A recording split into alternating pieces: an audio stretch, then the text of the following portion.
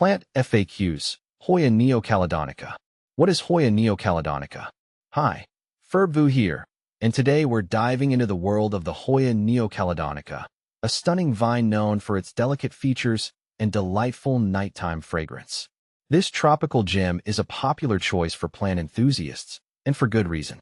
Let's explore everything you need to know about caring for this unique Hoya.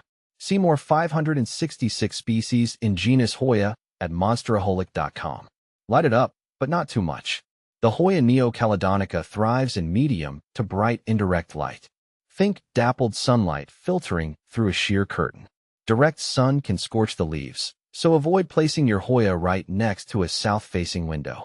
East or west-facing windows with some shade are ideal. Tip: rotate your Hoya periodically to ensure even growth. Watering, the art of finding balance. Like most Hoyas, the Neocaledonica prefers to dry out slightly between waterings.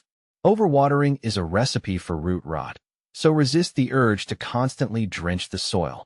Here's a simple trick. Stick your finger into the potting mix. If the top inch feels dry, it's watering time. During winter, you can water even less frequently. Remember, use well-draining potting mix specifically formulated for cacti or succulents. This ensures excess water doesn't pool around the roots. Feeding frenzy? Not really. The Hoya Neocaledonica isn't a heavy feeder. A half-strength dose of liquid fertilizer during the growing season, spring and summer, is sufficient. Opt for a balanced fertilizer formulated for houseplants. Avoid over-fertilizing, as it can lead to salt buildup in the soil, harming your plant. Temperature talk. Finding the sweet spot. This tropical beauty prefers warm temperatures, ideally between 65 degrees Fahrenheit 18 degrees Celsius and 80 degrees Fahrenheit 27 degrees Celsius. Avoid exposing your Hoya to sudden temperature drops or cold drafts. Consistency is key for optimal growth. Humidity, friend or foe. While the Hoya Neocaledonica appreciates moderate humidity, it's not overly fussy. Average household humidity levels will suffice. If your home leans towards the dry side, you can group your Hoya with other plants to create a mini humid microclimate. Alternatively, a pebble tray filled with water placed near the plant can provide some extra moisture. Pro tip: avoid misting the leaves directly, as this can promote fungal diseases. Pruning for perfection, optional. Pruning isn't essential for the Hoya Neocaledonica, but it can encourage bushier growth and stimulate flower production.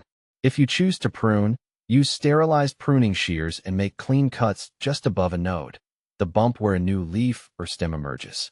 Pruning can be done anytime throughout the year, but spring is a popular choice. The nighttime spectacle, flowers and fragrance. The true magic of the Hoya Neocaledonica unfolds at night. This Hoya produces clusters of star-shaped flowers in shades of buttery yellow with a pink-centered corona. But the real showstopper is the fragrance. The blooms release a sweet, pleasant aroma, especially during the evening hours. Be patient.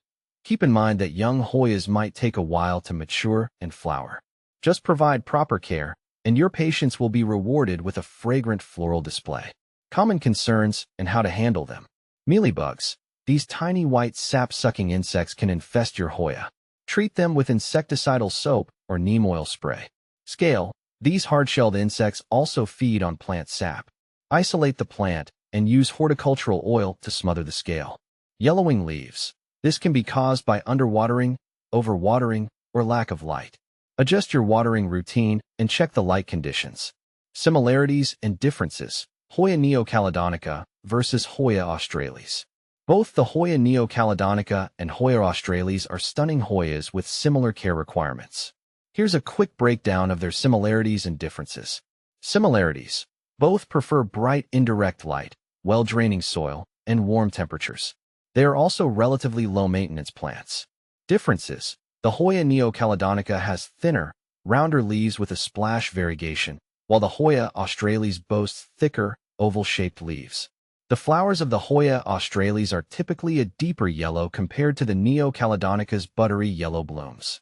Ultimately, the choice between these two Hoyas comes down to personal preference. Conclusion. The allure of the Hoya Neocaledonica. With its delicate beauty, delightful fragrance, and easygoing nature, the Hoya Neocaledonica is a true gem for plant enthusiasts of all levels. Whether you're a seasoned gardener or a complete newbie, this Hoya is sure to thrive with minimal fuss.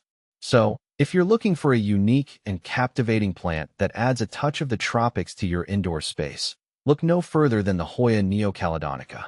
With a little TLC, you'll be rewarded with a healthy, flowering Hoya that not only looks stunning, but also fills your evenings with a delightful fragrance. Happy planting!